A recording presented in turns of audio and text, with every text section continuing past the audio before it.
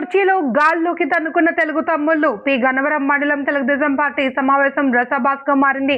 స్థానిక పార్టీ కార్యాలయంలో మండల అధ్యక్షులు ప్రద్దిపాటి ఉమామహేశ్వరి అధ్యక్షతన ఎస్ఐఆర్ సమావేశం జరిగింది. ఈ సమావేశంలో మండల నాయకులకు ఏ కార్యక్రమం జరిగినా పిలుపులు అందడం లేదని కొందరు సమావేశంలో లేవనెత్తారు. మండలంలో అనుబంధ సంఘాలు పదవులు ఏకపక్షంగా జరిగాయని, కష్టపడ్డ వారికి పార్టీ పదవులు ఇవ్వలేదని వారు మండిపడ్డారు. ఈ దశలో సీనియర్ టీడీపీ నాయకుడు సంసాని పెద్దిరాజు మాట్లాడుతూ బీసీలకు ఇస్తానన్న పదవి ఓసీ సామాజిక వర్గానికి ఇచ్చారని చెబుతుండగా కొందరు కలుగజేసుకుని గతంలో కూడా ఓసీ సామాజిక వర్గానికి ఇచ్చారని గుర్తు చేశారు. ఈ సందర్భంలో పెద్దిరాజుపై వాదోపవాదానికి దిగడంతో మాటామాటా పెరిగి ఒకరిపై ఒకరు వాగ్వాదానికి దిగి కుర్చీలు గాల్లోకి లేపుతూ బాహాబాహికి దిగారు.